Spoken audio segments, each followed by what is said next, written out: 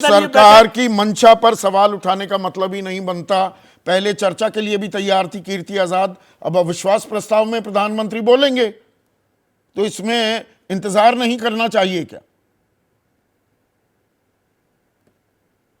प्रधानमंत्री बोलेंगे, बड़ी प्रसन्नता की बात है। मुझे डर लगता है कि शायद संभवतः वह देख करके बोलने वाला टेलीप्रॉम्प्टर नहीं है, इसलिए बोलने में हिचकिचा रहे हैं। अन्यथा बोलने में तो लोग कहते हैं कि बड़ा अच्छा बोलते हैं, वो सिर्फ इसलिए क्योंकि टेलीप्रॉम्प्टर पर इधर से देखते हैं, फिर इधर देखते हैं और बोलते हैं। तो बोलेंगे तो बड़ी प्रसन्नता की बात है। लेकिन मैं कुछ एक बातें सुन रहा था कि ये पुराने समय से चलता चला आ रहा है, ये पुराने कांग्रेस की नीतियों के कारण से हुआ है। तो बदल देते नीति ना, 9 साल से तो आप हैं, आपने बदले क्यों नहीं? आपके पास बहुत मौके थे, आप बदल सकते थे, कर सकते थे। दूसरा, बंगाल और राजस्थान और छत्तीसगढ़ पर आ जाते हैं तो मैं ये जानना चाहता हूं कि अमित शाह जी मणिपुर क्यों गए, या नित्यानंद राय जो राज्य गृह मंत्री हैं वो 15 दिन तक क्यों मणिपुर में बैठे रहे? अमित शाह जी 3 दिन तक मणिपुर क्यों गए और वो राजस्थान, बंगाल या छत्तीसगढ़ में क्यों नहीं गए? क्या बंगाल, राजस्थान और छत्तीसगढ़ में मणिपुर की तरह क्या वहां इंटरनेट बंद है? क्या वहां पे कर्फ्यू लगा हुआ है? क्या वहां पे आगजनी हो रही है?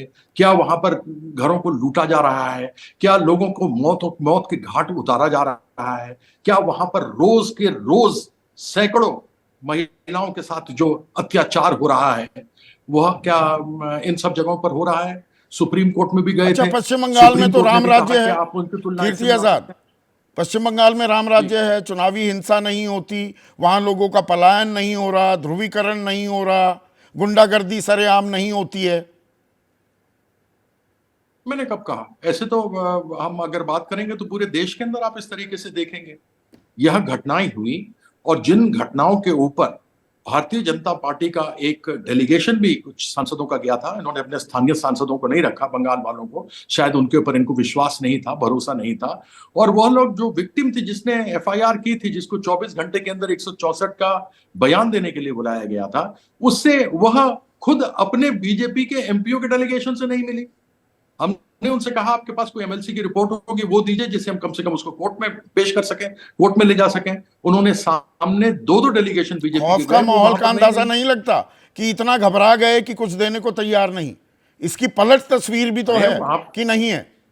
अरे संदीप जी, आपको तो मालूम होना चाहिए कि हाई कोर्ट का आदेश आया और हर पोलिंग बूथ के ऊपर वहां पर सीआरपीएफ लगी हुई थी, सेंट्रल आर्म पुलिस फोर्स लगी हुई थी, चप्पे चप्पे पर मीडिया घूम रही थी, वहां पे सीसीटीवी कैमरे थे। पुलिस ने उनको निकाल करके देख करके प्रयास किया कि कुछ उसमें से निकले, तो वहां से कुछ भी नहीं निकला, ऐसी कोई बात ही नहीं थी। तो ऐसी परिस्थिति में किसी मीडिया ने भी उस चीज को रिपोर्ट नहीं किया, वह तो केवल उनकी तरफ से एफआईआर आई थी। अभी जिस प्रकार से मीडिया मणिपुर के ऊपर रिपोर्ट कर रही है या अन्य जगहों पर कर रही है, उस समय उनका ऐसा कोई रिपोर्ट तो नहीं आया था जो पंचायत चुनाव लड़ना चाहती थी। फिर आपने 2 महिलाएं जो चोरी कर रही थी उनको पकड़ करके वहां स्थानीय महिलाओं ने निर्वस्त्र किया। न तो चोरी करना सही है, न ही कानून लेना अपने हाथ में सही है। इन दोनों उदाहरणों को लेकर के भारतीय जनता पार्टी ने ऐसा कर दिया कि मानो जैसे मणिपुर बन गया हो बंगाल। तो यह चीजों भी तो सोचनी चाहिए ना कि आपके अच्छा, व्यक्ति बड़ी खुद ही तस्वीर सामने अगर आकर के वक्तव्य नहीं दे खींचे रहे। कीर्ति आजाद, बड़ी तस्वीर खींचे, ये मणिपुर की हिंसा पर क्या 2024 की सियासी रोटियां सेकी जा रही हैं इस वक्त संसद में दोनों ही पक्षों की तरफ से?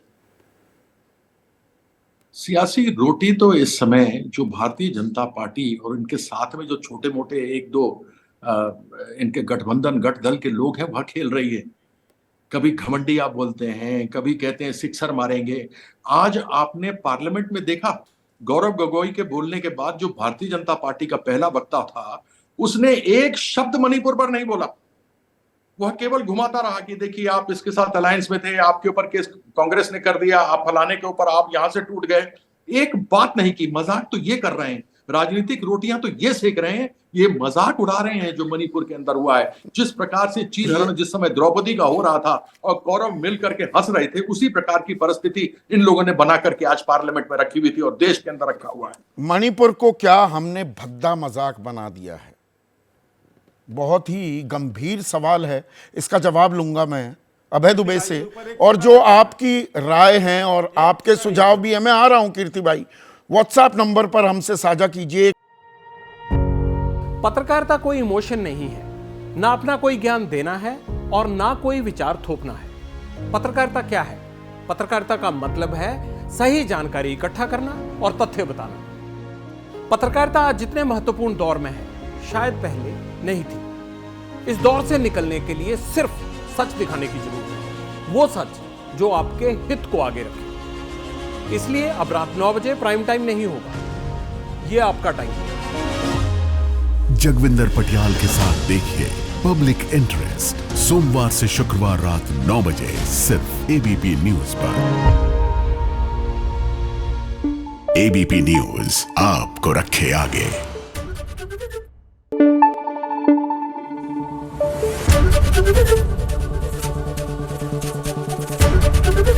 एबीपी न्यूज आपको रखे आगे।